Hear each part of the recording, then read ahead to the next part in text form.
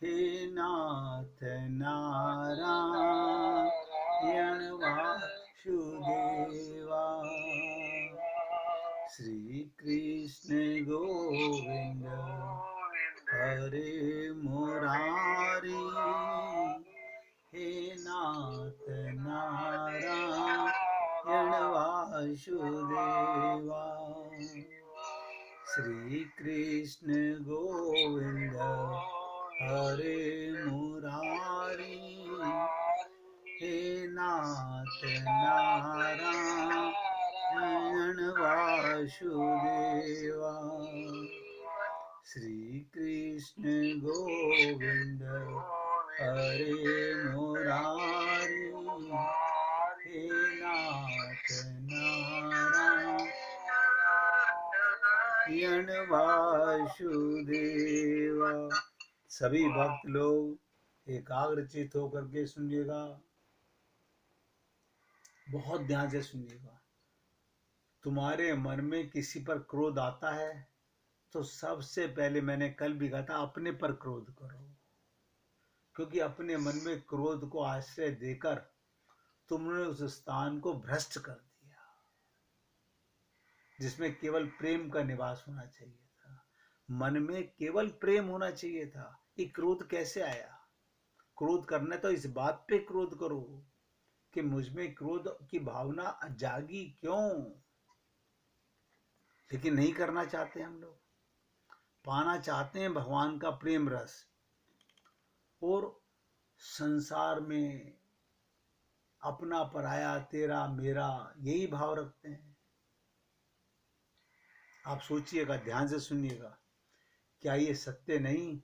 तुम अपनी उस अमूल्य निधि का बहुत कम संभाल करके रखते हो। कौन है जो अपनी अमूल्य निधि को संभाल कर रखता है?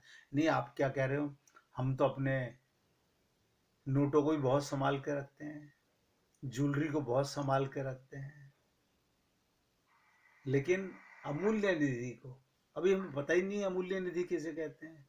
हम तो मूल्यवान निधि समझते हैं। अरे बाबा, कहा ना, वो अमूल्य निधि है जिसके लिए ये संसार और ये जीवन मिला है।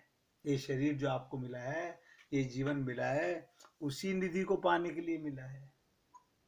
जड़ को काटकर शाखा को सींचना कहाँ की बुद्धिमत्ता है। हम अपना जीवन समाप्त कर रहे हैं शरीर को, परिवार को सुख देने के लिए, यानी जड़ वस्तुओं को सींच रहे हैं, इनसे प्रेम कर रहे हैं। देखिए, ये सब लोग नोट करेंगे।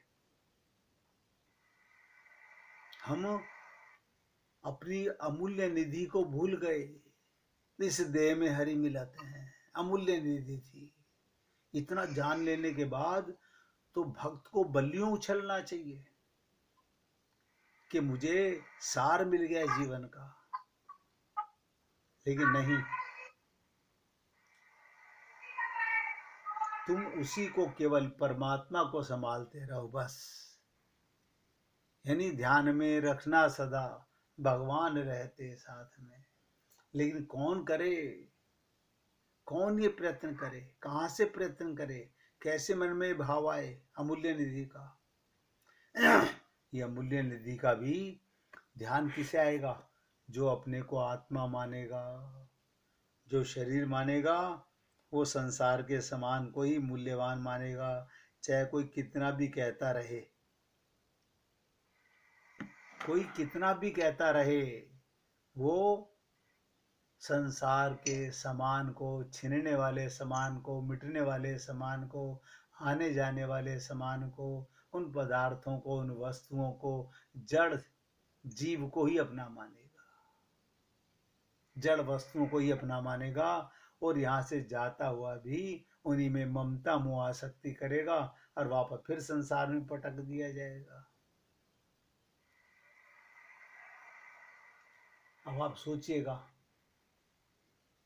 मैंने कल आप लोगों से एक निवेदन किया था, एक एक शब्द पे ध्यान दीजिएगा। अनुभव करो, मेरे हृदय के सिंहासन पर परमात्मा विराजमान है,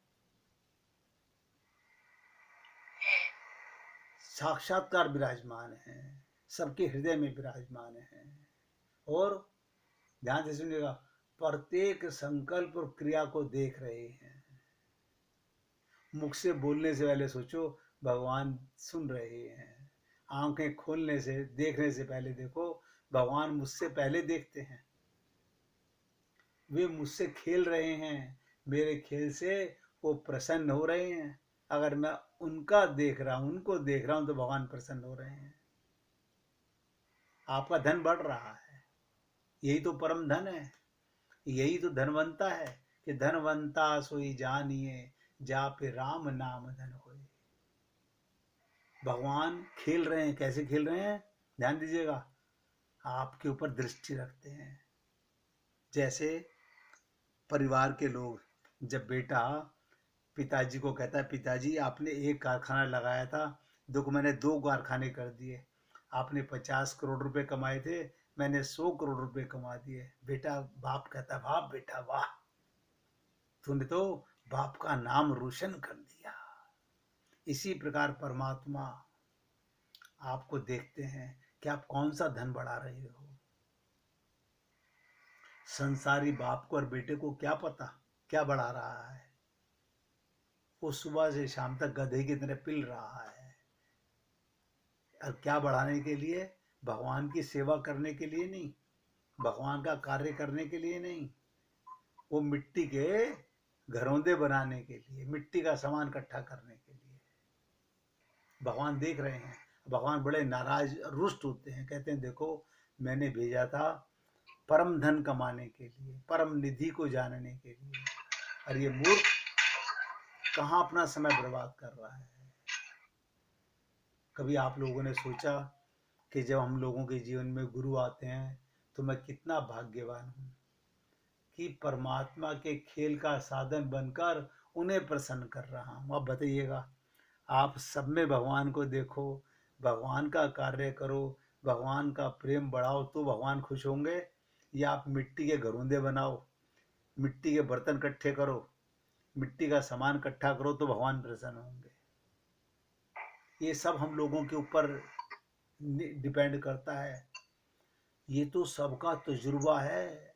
आप सब लोग बहुत ज्ञानी हो, विद्वान हो, पढ़े लिखे हो, इतना तो सबको पता है कि जो मैं इकट्ठा कर रहा हूँ ये तो छोड़ के मरना है, ये मेरे साथ नहीं जाएगा।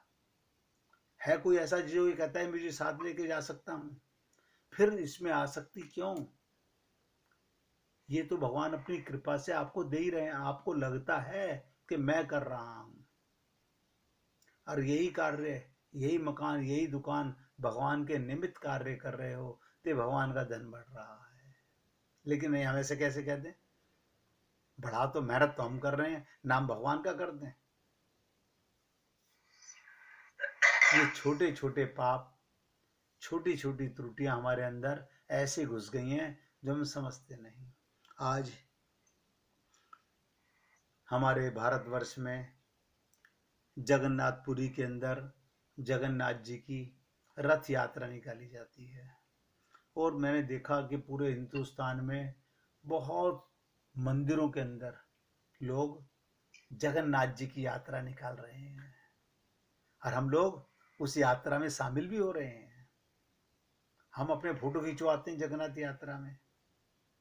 पता है कि जगन्नाथ कौन है? आप सोचिए, आप जगन्नाथ यात्रा में शामिल हुए कि आपको पता है कि जगन्नाथ कौन है, कि किनकी यात्रा निकाली जा रही है। न वो बातें हैं कौन सुनता है, कौन समझना चाहता है। जगत के नाथ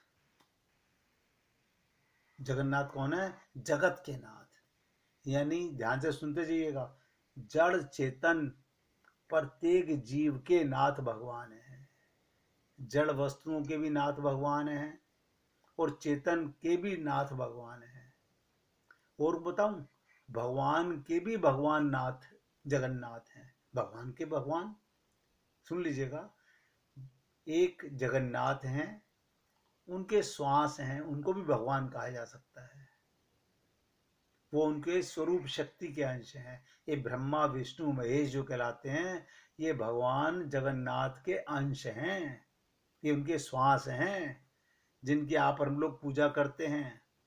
और उनसे कितने देवी देवी, अरे जब आप भी भगवान के अंश हैं, आपके भी नाथ जगन्नाथ हैं। सृष्टि में एक भी चीज ऐसी नहीं है जिसके वो सबके नाथ। ध्यान से सुनिएगा, कहते हैं ना, ये 3 लोक जो आप और हम लोग जानते हैं, खाली यही लोक नहीं है। ब्रह्मलोक से ऊपर, ब्रह्मलोक तक माया का आधिपत्य है।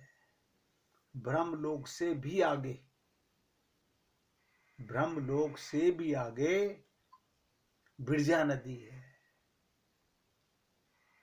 बिरजा नदी के पार, ध्यान दीजिएगा, जहां तक ब्रह्मलोक तक माया का आधिपत्य है, सब लोगों का पुनरपि जन्म पुनरपि मरणम है।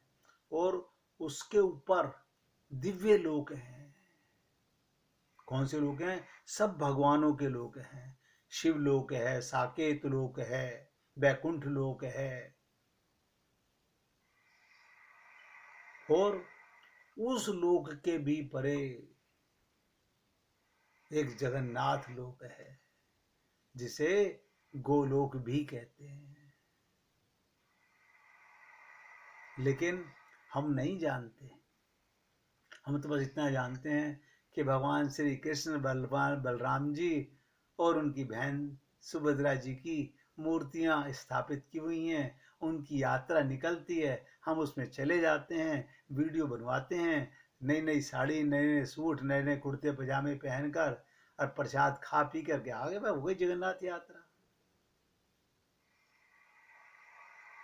सबको जानने का अधिकार है, सबको जानने का अधिकार है। एक बार ध्यान से कथा सुनिएगा। तुलसीदास जी महाराज को किसने बताया कि जगन्नाथ जी में तो साक्षात भगवान ही दर्शन होते हैं। बस फिर क्या था, सुनकर तुलसीदास जी महाराज बहुत प्रसन्न हुए और अपने इष्ट देव का दर्शन करने जगन्नाथपुरी चले गए। तुलसीदास जी महीनों की कठिन और थका देने वाली यात्रा के उपरांत जब वो जगन्नाथपुरी पहुंचे, तो मंदिर में भक्तों की भीड़ देखकर प्रसन्नता से अंदर प्रविष्ट हो गए। जगन्नाथ जी का दर्शन करते ही उन्हें बड़ा धक्का लगा। एक एक शब्द पे ध्यान से सुनिएगा। तुलसीदास जी को बड़ा धक्का लगा, वो निराश हो गए और विचार किया, ये हस्तपाद विहीन, बिना हाथ पैरों के भगवान, हमारे जगत में सबसे सुंदर नेत्रों का सुख देने वाले मेरे इष्ट राम तो नहीं हो सकते। उन्हें धक्का लगा। इस पर दुखी मन से बाहर निकलकर, बहुत निराश मन से, एक वृक्ष के तले बैठ गए। सोचा, इतनी दूर आना मेरा व्यर्थ रहा। क्या गोलाकार नेत्रों वाला हस्तपाद विहीन दारुदेव मेरा राम हो सकता है? कदापि नहीं। मन में शंका होने लगी, ये मेरे भगवान तो नहीं हो सकते। और इतना थक हार के पहुंचे थे, रात्रि हो गई। थके मांदे भूखे प्यासे तुलसीदास जी का अंग अंग टूट रहा था। एक खुशी होती है तो थका हुआ अंग भी प्रसन्न होता है, और जब मन प्रसन्न नहीं होता तो थकान चौगुनी हो जाती है। उसी समय भगवान ने कहा, आज मेरे भक्त के मन में कैसी माया हावी हो गई। अचानक एक आहट हुई। वो ध्यान से सुनने लगे। आवाज आ रही थी, अरे बाबा, तुलसीदास कौन है? पेड़ों के नीचे बहुत से लोग सोए हुए थे। तुलसीदास कौन है? एक बालक हाथ में थाली लेके पुकार रहा था। एक बालक हाथ में भोजन की थाली, प्रसादी लेके पुकार रहा था। तो तुलसीदास जी ने क्या सोचा, साथ आए लोगों में से शायद किसी ने पुजारी को बता दिया होगा कि तुलसीदास जी भी दर्शन करने को आए हैं, मैं इसलिए उन्होंने प्रसाद भेज दिया। और आप उठते हुए बोले, हाँ भाई मैं ही हूँ तुलसीदास। तुलसीदास जी उस बालक से बोले, हाँ मैं ही हूँ तुलसीदास। बालक ने कहा, अरे आप यहाँ हैं, मैं बड़ी देर से आपको खोज रहा हूँ।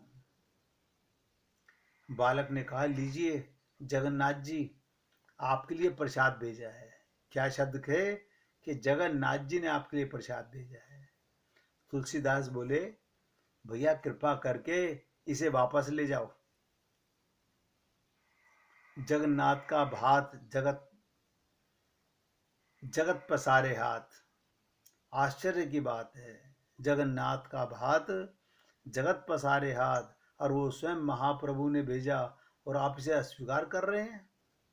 उन्होंने कारण पूछा उस बालक ने। तो तुलसीदास बोले, अरे भाई मैंने बिना अपने इष्ट को भोग लगाए कुछ ग्रहण नहीं किया आज तक। फिर जगन्नाथ का झूठा प्रसाद जिसे मैं अपने इष्ट को समर्पित ना कर सकूं, ये मेरे किस काम का।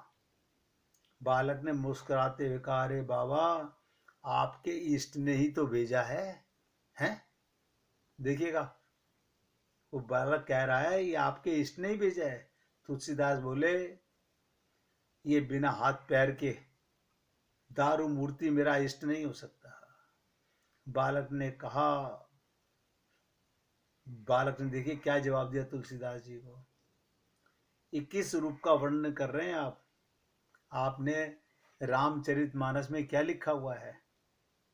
तुलसीदास को जगन्नाथ के मंदिर में स्वयं जगन्नाथ जी आके बता रहे हैं कि तुमने तो लिखा है, बिनु पद चलई सुनऊ बिनु काना, और कर बिनु कर्म करई विधि नाना, और आनंद रहित सकल रस भोगी, बिनु वाणी बगता बड़ जोगी। अब तुलसीदास की भाव भंगिमा देखने लायक थी। ओहो, मैंने तो लिखा है बिनु पद चलई सुनई बिनु काना। मैंने लिखा बिना हाथ बिना पैर के भगवान सब काम करते हैं। अब तुलसीदास जी की भाव भंगिमा देखने लायक हो गई। नेत्रों में आंसू गिरने लगे, मुख से शब्द नहीं निकल रहे थे। थाल रखकर बालक के कह कहकर अदृश्य हो गया। बच्चे ने थाली रखी और भगवान चले गए। मैं ही तुम्हारा राम हूं, ये जाते हुए कह गए। मेरे मंदिर के चारों द्वारों पर हनुमान का पहरा है। विभीषण नित्य मेरे दर्शन को आता है। कल प्रातः तुम भी आकर दर्शन कर लेना। तुलसीदास जी की स्थिति ऐसी, रोमावली रोमांचित हो गई। नेत्रों से अस्त्र बहने लगे, ऐसे आंसू बहने लगे, अविरल बहने लगे, और शरीर की कोई सुध ही नहीं। उन्होंने बड़े ही प्रेम से वो प्रसादी ग्रहण की। और प्रातःकाल मंदिर में तुलसीदास जी महाराज दर्शन करने के लिए गए। तब उन्हें जगन्नाथ जी, बलभद्र जी और सुभद्रा जी के स्थान पर, ध्यान दीजिएगा, राम लक्ष्मण एवं जानकी के भव्य दर्शन हुए। भगवान ने भक्त की इच्छा पूरी की। जिस स्थान पर तुलसीदास जी ने रात्रि व्यतीत की थी, वो स्थान आज भी जगन्नाथपुरी के अंदर तुलसी चौरा के नाम से विख्यात हो गया। वहां पर तुलसीदास जी की पीठ बड़छत्ता मठ के रूप में प्रतिष्ठित है। सिर्फ भावना की बातें हैं, लेकिन ये भावना कहां से लाएं हम लोग? अब आप सब सोचिएगा, सुबह से हम लोग कम से कम अपने व्हाट्सएप के ऊपर 50 मैसेज जगन्नाथ जी के देख चुके होंगे। अच्छा भी लगा होगा, लेकिन क्या हमारे मन में कभी ये भावना आई कि जगन्नाथ कौन है, मेरा इनसे क्या संबंध है? कहां से ये भाव आए?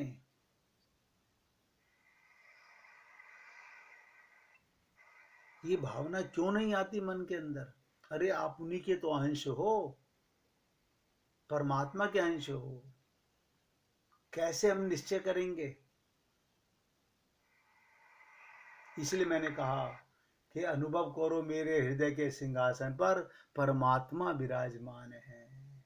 मेरे प्रत्येक संकल्प, मेरी प्रत्येक क्रिया को देख रहे हैं और वो मुझसे खेल रहे हैं। वो देख रहे हैं आपको, अभी सुनते हुए भी देख रहे हैं, मेरे को बोलते हुए देख रहे हैं, आपको सुनते हुए देख रहे हैं। और आपके इस खेल से भगवान प्रसन्न हो, बस यही आपकी भक्ति है। इसीलिए संत महात्मा छोटी सी बातें कहते हैं कि ध्यान में रखना सदा भगवान रहते साथ में। लेकिन ध्यान में रखे कौन? कौन ये गहराई से समझने का प्रयत्न करे? मैंने कहा आज आपको ये लीला इसलिए सुनाई, आज जगन्नाथ यात्रा, लोगों के मन में ये बातें तो आती हैं, रामनवमी क्या है, राधा अष्टमी क्या है, कृष्ण जन्माष्टमी क्या है। बस लोगों ने एक ही चीज मान रखी है, अच्छा पकवान बना के खा लिया, भोग लगा दिया, हो गई जन्माष्टमी, हो गई रामनवमी।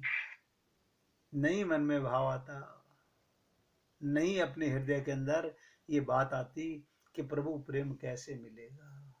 अब तुलसीदास जी के प्रभु श्री राम का 1 मिनट उच्चारण कीजिए, फिर आगे चलते हैं।